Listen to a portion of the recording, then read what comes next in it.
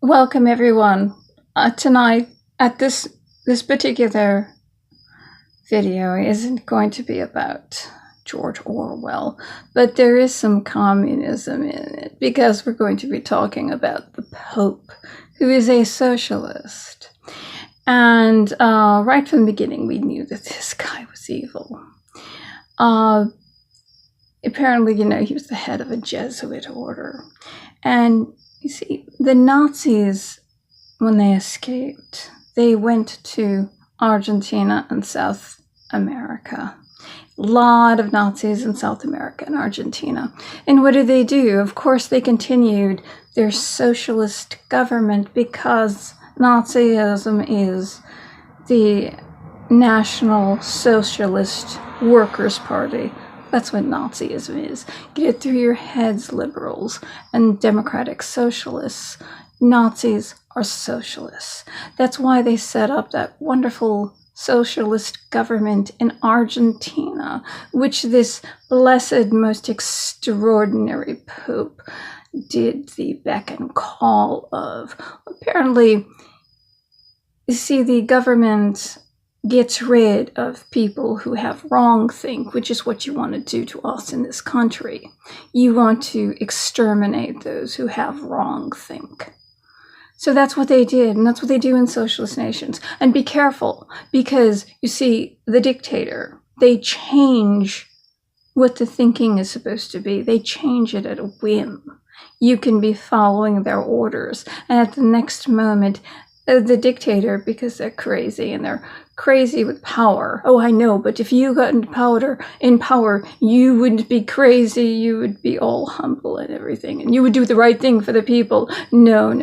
That isn't what power does. I'm sorry.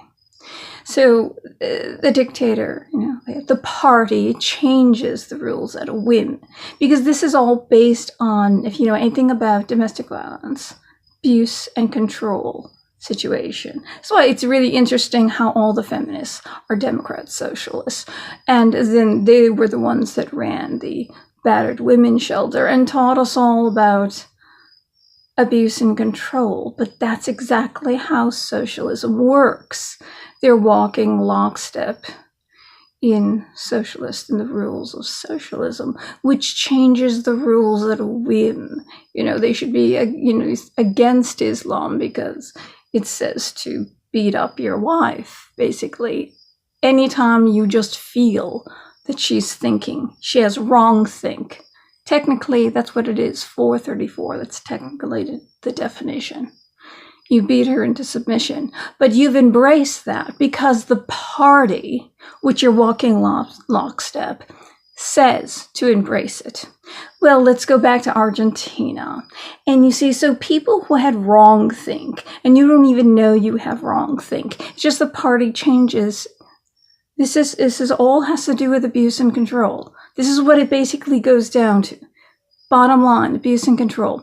Changes the law at a whim, just like your abusive husband or your father or your brother or your sister. Women can be terribly abusive.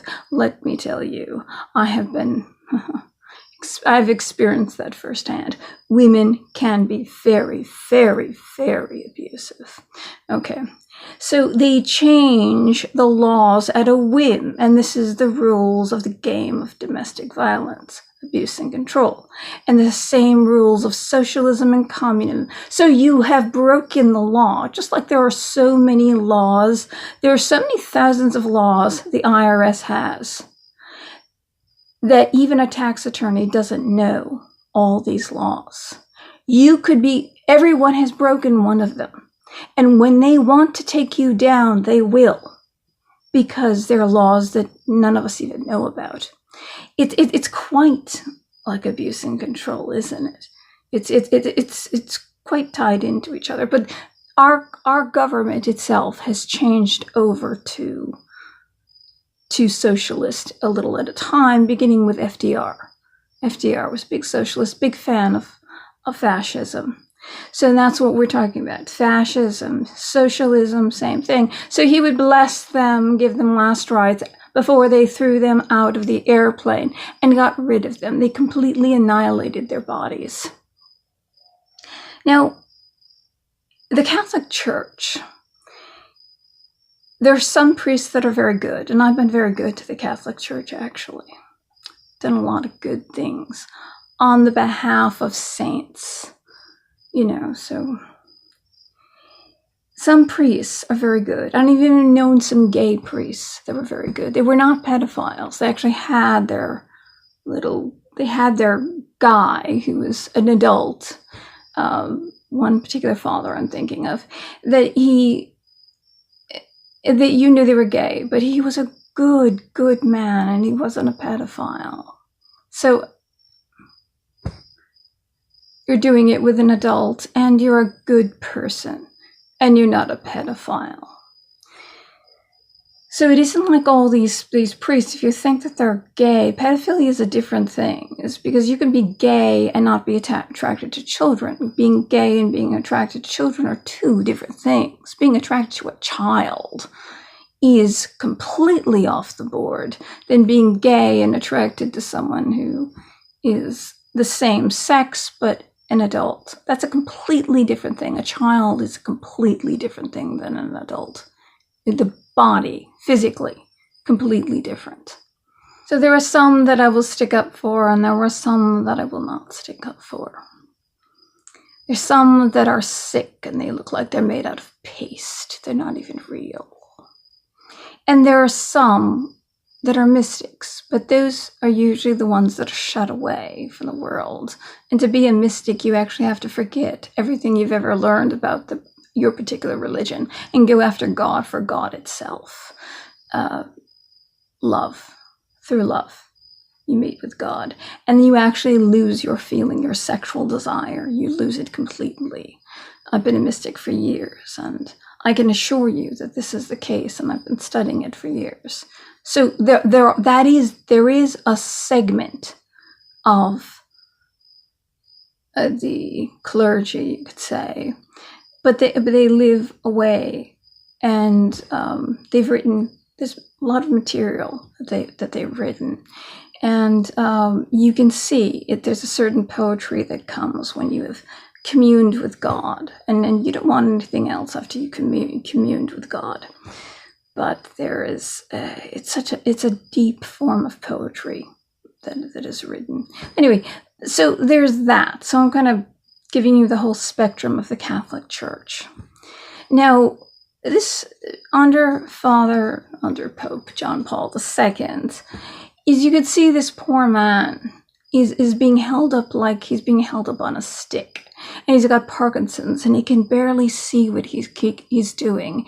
And he's trying so hard to bless everything. The man wasn't really running the church. It was Ratzinger. It was that Nazi pope that we had. The one that had his own cologne made with his own signature scent that cost millions of dollars. And then he had his designer red shoes made. I mean, what kind of a human being is that? I mean, you're having the people who are the impoverished people in your church, in your flock, pay for this. This is their money is going to that. Do you think you sold one of the pieces of artwork to get that money to buy this stuff? No, it's the poor people who paid for this, for your narcissism. So he's the one who was running everything, and he knew that these priests were being moved around. He was the one that was in charge. And glory, he becomes the Pope, of course, because he has to keep the secret. He has to keep the secret that he knows that there's all these priests out there, far more than we know about, that are being shuffled around. And he's keeping the secret. So he's the one who's got to be Pope. But he had to step down because it was going to come out. It was going to come out. The sins that he did. And Cardinal Law was a big one out of Boston, and he's also big in that too, that moved thousands of priests around, that he knew what they were doing. And what the Ratzinger did, he moved him to the Vatican, where he could be protected from the law. So he's just spending his time among all that beautiful artwork, which should just be a museum, for God's sakes. So he's still, we don't know if he ever did anything, but it doesn't really matter. If you're moving these priests around and you're destroying the souls of all these little children. And I'll tell you something about sexual abuse in children. Okay. If a child is sexually abused and they can go to their parents and their parents stick up for them and say that you don't deserve this. You're pure, you're good, you're gold. No one should touch. And then they get mad and they reprimand the person that did this to them. The child has a much better footing in life. But if the parent looks at the child and blames that, how dare you say this about such and such a priest or such and such a person? How dare you do that? You be nice to them. Their footing is never quite right for the rest of their lives. It's like they never can quite walk on this earth, and they're never quite on the other side, though they want to be on the other side. They don't want to be on this earth anymore. Their footing is never right. You basically throw them off course, because in that case, not only did this child get sexually abused, but this child is getting abused by their parents speaking to them like that. So those lives are completely destroyed. Anyone who has a parent like that, completely destroyed. Now, quite a while ago, I believe it was a child, quite a while ago, there was a priest that was sentenced for the sexual abuse. And of course, everyone thought that this was the only one. They found him, they caught him, and he was sentenced. And I remember hearing the day that he was sentenced, and I was in the bathroom, and I used to have a little game I used to play. I used to go to church, and I wanted to see what feast day it was, what saint's feast day it was. Children like to celebrate holidays constantly, you know what I mean? So I listened to the sentencing of and he did it to girls as well as boys, and they named off every single child and basically what the crime was. And I was in the bathroom and I couldn't hear it anymore. There's about 70 children. I couldn't hear it anymore. Of course, all these children were grown up, and I remember seeing Father Porter standing there. He didn't look like a bad person, but here he is trying to stand in the court and look as innocent as possible, because that's what you do when you go to court. You try to look as innocent. Criminals, they try to look as innocent as possible, and I couldn't take it. And I hadn't gone to church that morning. It was about noon. So I ran to the church, and the side door used to be open at that time, and I went behind the altar, which no one is allowed to do unless you are serving the altar. And I sat on the chair, and I picked up the missalette behind the altar. They bless the blood and the body and blood. And I'll tell you, if you put your hand on that altar, which I have, there's an energy that's coming out of there, because there's supposed to be a relic of Saint Peter inside every altar. Every altar is generated. And you can feel there's something there. But anyway, I sat behind the altar and I opened up the missalette, and I saw December 6th, feast day of St. Nicholas, Santa Claus. And underneath it said, patron saint of abused and neglected children. Patron saint of abused and neglected children, the day this man was sentenced. Now, the court doesn't know. It's sentencing dates, you have the trial, you're found guilty, and it's according to the court of the sentencing date. They don't say, what date is this particular saint? We'll have it on that day. Now, Saint Nicholas lived almost 2,000 years ago, very close to the time of Christ. And he was a bishop in Turkey.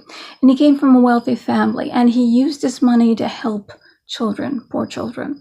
And at that time in Turkey, if you were very poor, you sold your children, your little girls off to sex slavery.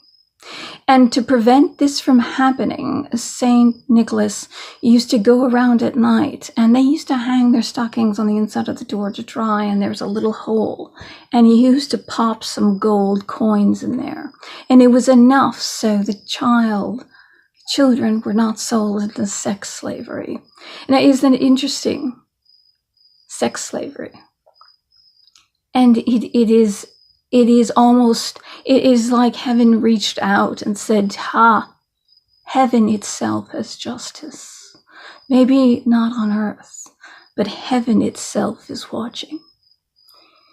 And that's quite amazing. And that's what he was known for really helping children and being generous to these poor people. And that's where he gave his money to. And that's very, very Christ-like, isn't it? Now, after that, we thought, well, that's it. The church is going to clamp down on this. This is going to go away.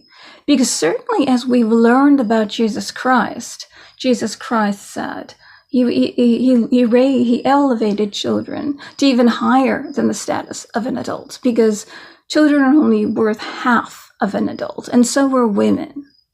So that's why he said, suffer the little children to come to me, or suffer not the little children to come to me, which means is they would keep the children away. When he was preaching, they kept the children on the outside because they were not worthy to come and listen to him. And Jesus said, no, let them come to me. And he said, before them, he said that if any of you becomes like a little child, great will you be in heaven. This is, if you humble yourself and become like a little child, like Saint Teresa said that, when your father, your parent is calling you and you're a little child, you should run. She loved her parents. Their parents were very good to her. And she became a nun at 15 and died at the age of 24 of tuberculosis. And she said, you run to your without fear and in love, and you know that your parent is going to protect you and love you and give you everything that you need. There's no abuse. And that's the way a child should run to its parents. So he also said, and this all ties in, this is what makes the hypocrisy of the church so bad. It's what makes their sin so bad, that they are representatives of Jesus Christ. They're representatives of Jesus, a man who spoke like this. Jesus said that it would be better if a millstone be tied around your neck and you be thrown into the ocean, lest you let one of these little ones to stumble. Now, in Judaism, they put you in the ground immediately. You are not embalmed. Your body has to stay the way it is, because there is a resurrection in Judaism, and part of the body has to remain intact. It can't be destroyed. So when he says, tie a millstone around your neck and be thrown into the ocean, it would be better than that. It would be better that you die. It would be better that you are thrown in the middle of the ocean where no one can save you.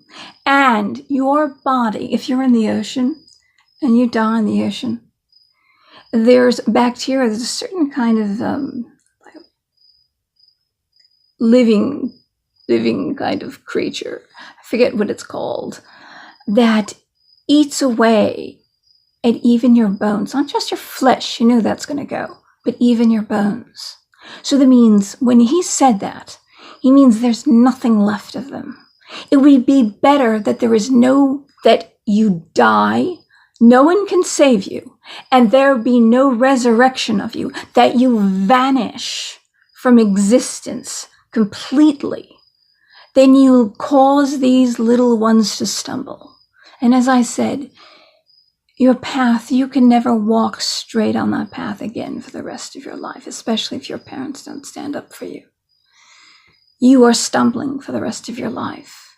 You're in and out of situations where people are abusive to you and you're afraid of them, and you just do it because you're afraid of them, lest you you're not polite, you're not respectful. So you do what they say. And no matter what they ask you to do, you do. So you're stumbling constantly. And you do, because you're with someone that's abusive, you do what they want you to do, not what's best for you. And your parents should say to you, what's best for you? You're gold, you're better than diamonds. You deserve the best. Don't let anyone do this to you. Don't let anyone treat you like this. And if you're a parent like that, no matter what the child has gone through, you gave your children sure footing on this earth. But as Jesus said, lest you cause this little one to stumble. And they're stumbling for the rest of their life if they don't have their parents. Their parent isn't loving, but it's surely abusive, should they say something like that. And then you've got the abuser. And the abuser is and your parents that belong to this wonderful church. And the priest that is supposed to be following these teachings of Jesus Christ that elevated a child above adults. Children were half the worth of adults, and he elevated them above adults. And they call Christianity bad. Well, I'm telling you, there's a lot of good stuff in it. Jesus, he's not so bad. He really isn't. He's really not so bad.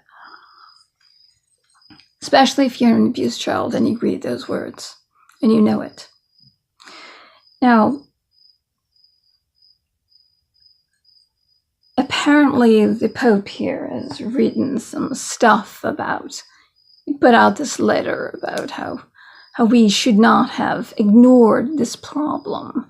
And it's a terrible crime. But what did he do? What was the first thing he did? Oh, Trump wasn't a Christian because he wanted a 3 or 6 months halt on refugees coming in because he wants to know who they are. He wants to know who they are.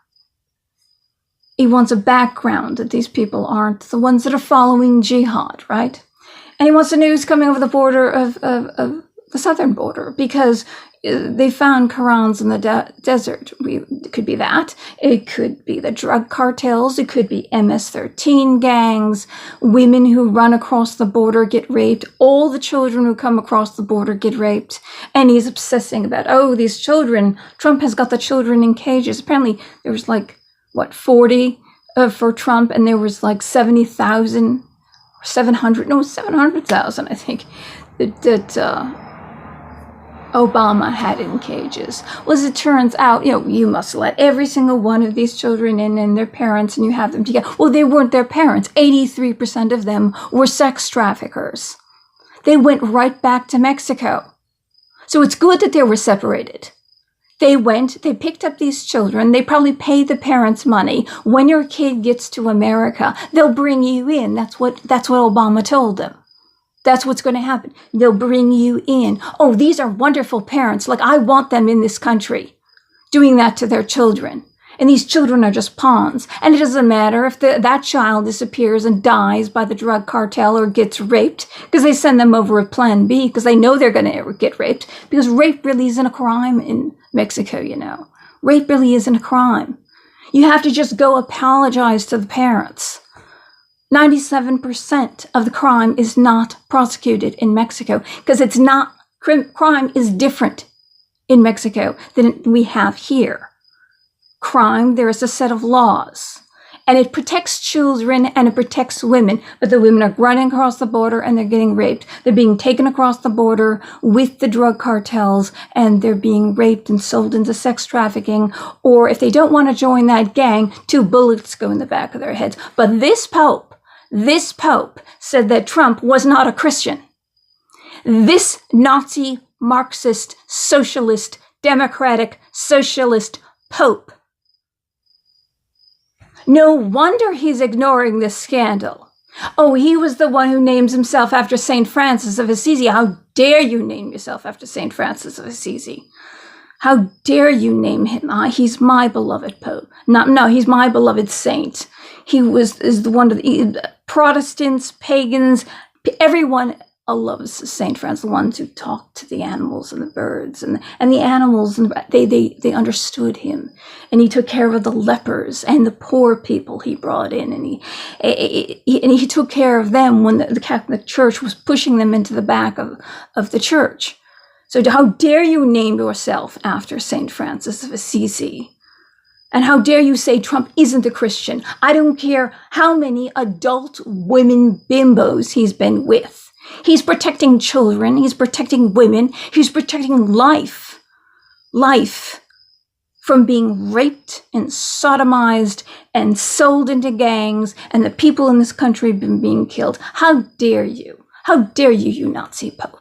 You're obsessed with that, and you're obsessed with climate change. Climate change, yes, that's why Obama let India and China off the hook for 20 years. And they've been putting up coal-fired power plants, 6 to 8 a week, spewing crap into the atmosphere. He doesn't care about the pollution. He doesn't care one bit about the pollution. We're just talking about the climate change part. And Delhi, breathe in Delhi, it's like smoking 50 cigarettes a day. Oh, but he's obsessed with this. He's obsessed with this. Right. Do you know the coral? Do you know the thing about, the coral's dying off, so that means the water is hot? There's over 2 million volcanoes in the ocean that's heating up the ocean because the sun doesn't heat up the sun can beat on the ocean all day and doesn't really heat it up. It has to be heated from below. You know this. You should all know this. There's over 2 million and more that are popping up every day, volcanoes under the water. Anyway, the coral, you know why the coral dies? Not because the ocean levels are rising, because things are melting, which they're not. And the Antarctica used to be the tropics, according to fossils that we found there. Used to be the damn tropics. So tell me, whatever. Of course, I'm getting pissed. Well, anyway, coral survives and grows if the water is deep enough. The fact is that the coral reef, between Australia and Antarctica, the water is too shallow. That's why it's dying. It needs to be higher.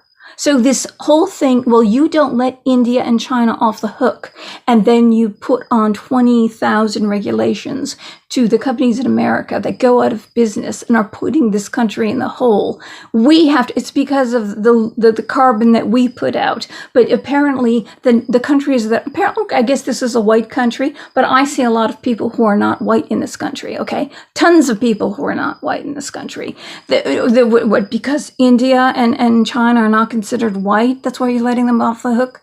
But no, it's socialism. Socialism wants to bring up third world countries and then push down first world countries. Instead of, why doesn't everybody just adopt capitalism? And then everybody can be up. How about that? Everybody makes their thing and they make it very, very well. And then everybody is up at least to the middle class. That's how you do it. You don't make people poor.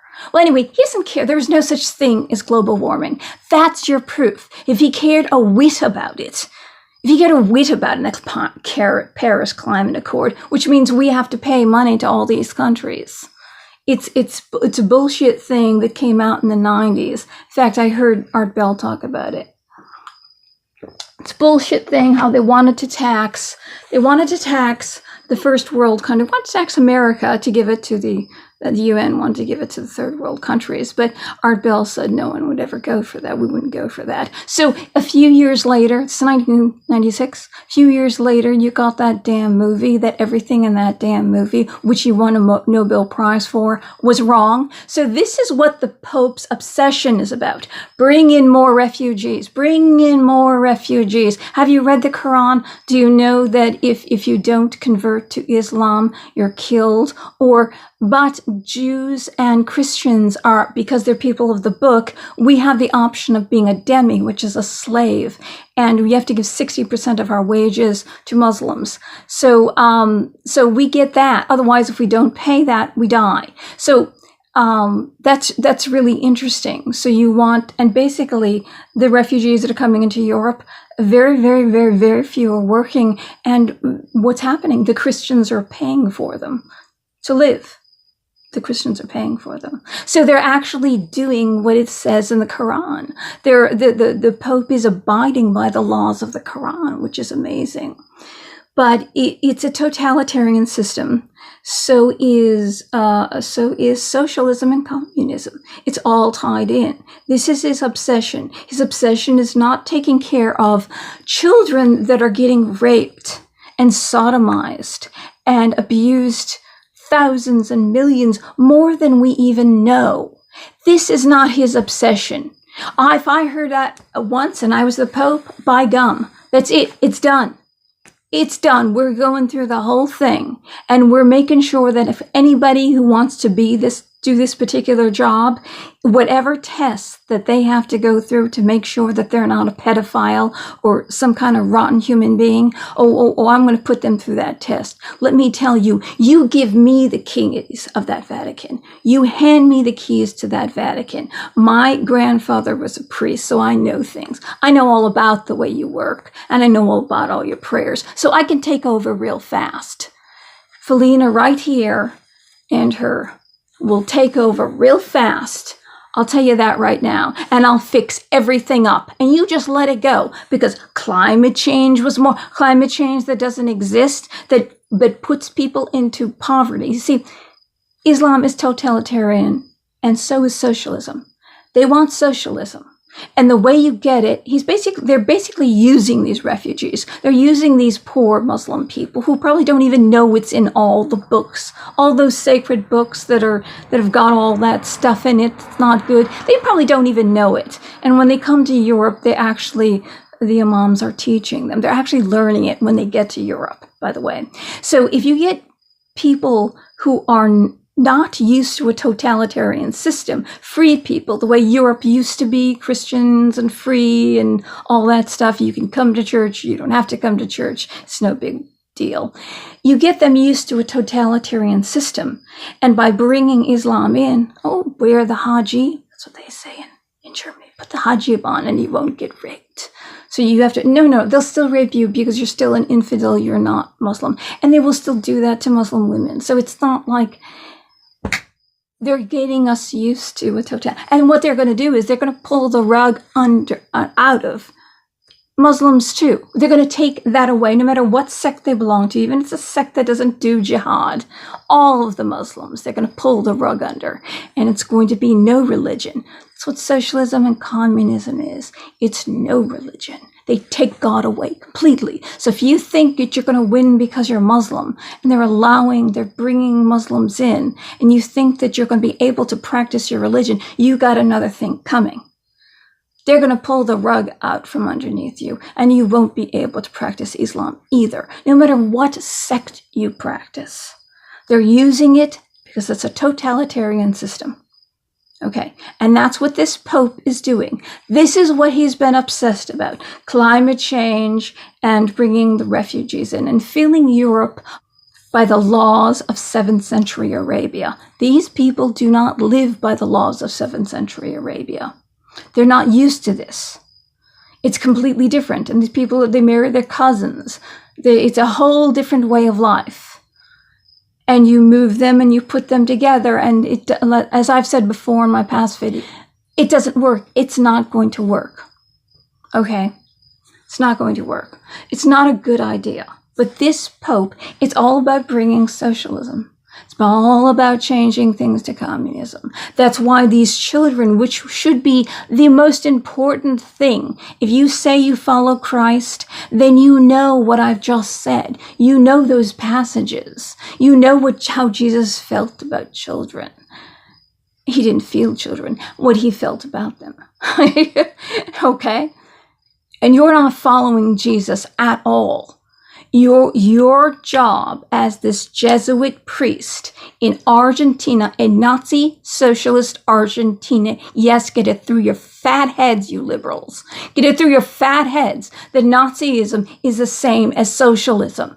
And that's where all the Nazis went, to South America. Okay, South America, and 95% of the slaves went South America. And they celebrate Columbus Day bigger than they celebrate Christmas. So go visit them on Columbus Day. All right, you social justice warriors who know nothing about the truth, except you know everything when you go to your little communist revolutionary get-togethers, and then they tell you what to think, and this is the secret truth. No, it's not. You really don't know history. You really are being lied to, and you're being made a drone.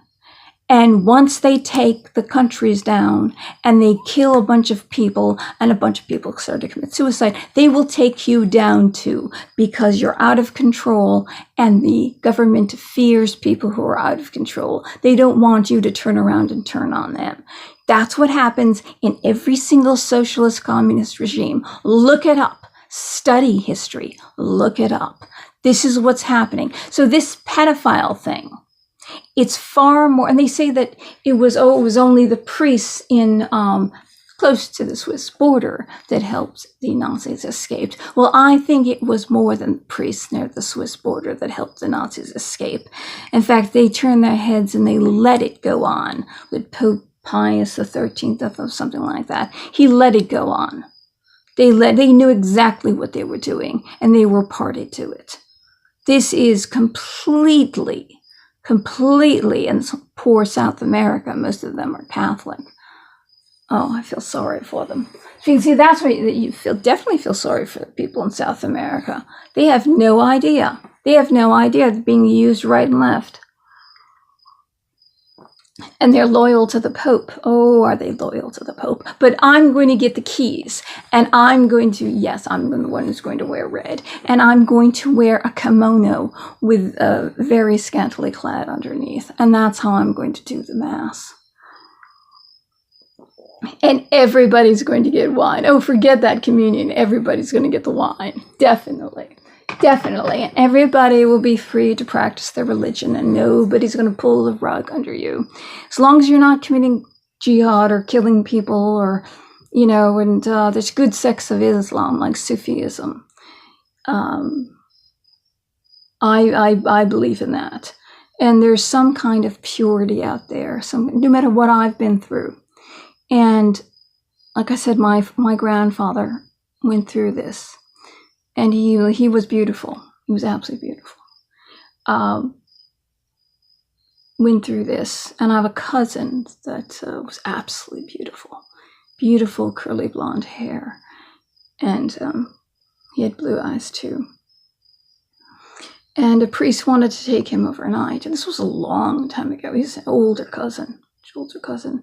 And my uncle and aunt were shrewd. And they said, what? Why does this priest want to take our son overnight? And not too long after that, another young altar boy was thrown into the river, somehow accidentally thrown into the river, and that particular priest was implicated for it. So I know a lot of stories. And also another story recently, this guy that I went to, he wasn't in my class. He wasn't in my class, in religious class, but he became a priest. But there's always something strange about him. It was very short. Religious family. Way too religious. Certainly he couldn't be out and gay. He certainly couldn't be out and gay. Not with that family. And they say in upstate New York, there's a camp where all the priests go to. Actually, many gay people have told me this, that the priests go to, and they meet up and they have all their things going on. Well, as long as they're adults, and there's no children in that camp or people that are underage in that camp.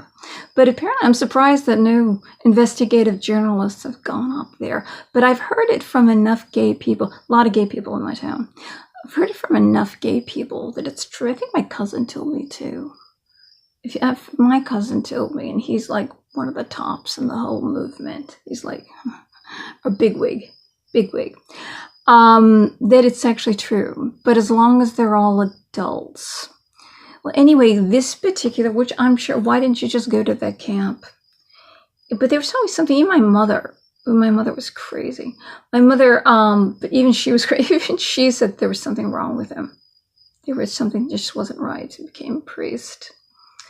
And then all of a sudden he kept getting moved around. So why don't they keep him at this church? What the heck is going on? And then they said that they couldn't get into the dressing area of one of the, behind the church. The priests put their frocks on, or their doodads on. And they opened it up, and he had shot himself with a skeet rifle. And it's bloody everywhere, so he committed suicide. And the claim was that he was actually depressed. And that's really the reason. And he had a mental illness, and everyone, and of course, the church was packed to the gunnels. And it came out so many months later that apparently there was a trial, and there was a young man that was underage. I don't know if he was 16 or 17 or something like that. And he wanted him to do things like massage him. And apparently there was a lot of stuff that he did. This poor kid, apparently he drove him somewhere, some religious event. And then he started coming on to him. And apparently he knew this was going to come out. This was going to come out. There's a lot of gay priests. See, there's a lot of gay priests. So I have compassion, but just find a gay priest. Just find a gay priest. Because they're practicing practicing homosexuality. Go find them. If you're going to do that, and you've got yourself a young teenager, why don't you just go find a gay person? There's lots of them, and they don't care. I've talked to many of them, and they bishop friends and everything, and they're not going to go tell on you either. So what's the excuse that you're taking advantage of somebody underage, somebody who's innocent? What's your excuse? You want to feel compassion, but I knew there was something wrong. There was something more to it than just that. If he was gay, then he could have snuck and been gay. Why children? Why children? So, like I said, there's some priests that are very, very good, and they're gay and they live a gay life, but they don't bother with children, and they're good people. And one year I used to bring roses every single year to all the churches and to shut-ins and all this stuff. I've given thousands of roses away on behalf of a particular saint. I won't tell you the whole story, but he said one year I didn't go. I don't know if it was money or was depressed. I was probably very depressed. Didn't have enough money because I pay for all the roses myself. And he said that everyone in the church kept looking at the door waiting for you to come in. Because this particular saint said on her deathbed that she wouldn't go to heaven. She would come down and she would spend her heaven on earth. Because people need, when they pray, they need something that they can hold on to. They need something that God has heard their prayer. And so if they receive a rose, that's like they've got something in their hands. They need something tangible. And so this is what she said she would do. So I said, well, why not make some miracles happen? Why not do it? Even though it cost me a lot of money and put me in the poorhouse. And I didn't save a dime, of course. I just kept spending. Because so many miracles happened. I'm not going to even get into it. Maybe I'll put that on my other channel about the miracles. But it really broke my heart that all these old people are just waiting. They're waiting for me to come in. And I never showed up. And I was probably depressed. Money is always short. And I knew I shouldn't spend thousands on roses. But so I did.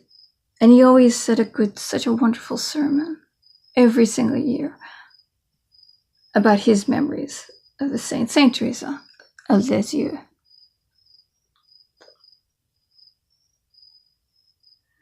So, I have done a lot of good for that church.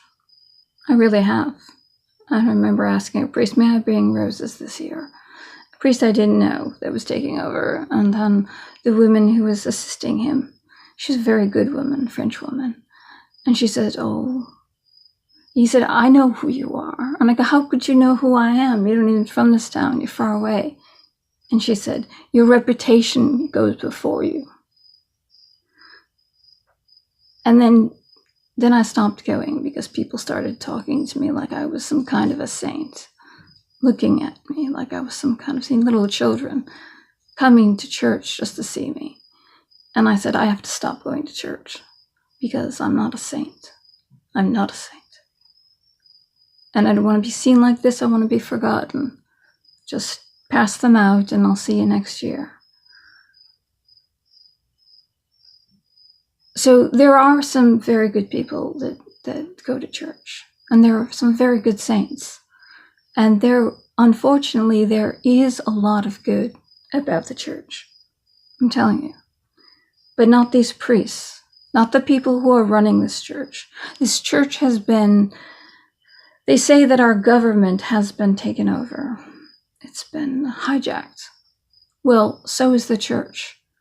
Because they are not practicing the teachings of Jesus Christ. They're not. And so I've touched you with a little bit of stories, personal stories from sexually abused children. And this has got to stop and stop right now. And every Catholic out there, I wish I had a larger reach. I wish I had a larger audience. I'm telling you, I'm not someone who grew up and hated the church and is just dancing and rejoicing that they're going down. I'm a person who's worked within the teachings that are good, the things that are good of it. So I'm not.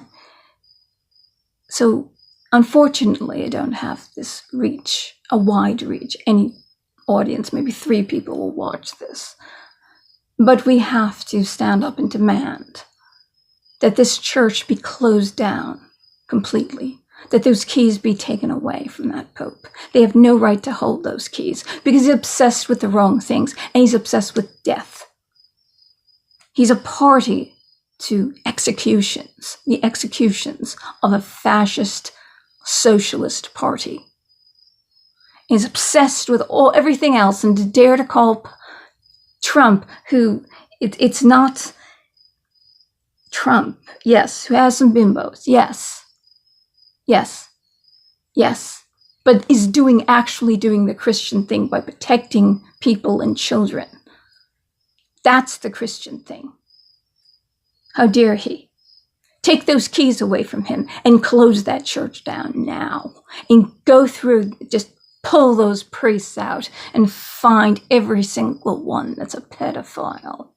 And I know it happens in the Boy Scouts, and ministers do it, and rabbis do it. And we have to go through these people of God, the ones that bless everything and circumcise the little boys. We have to go through and get rid of them. Create a church of our own.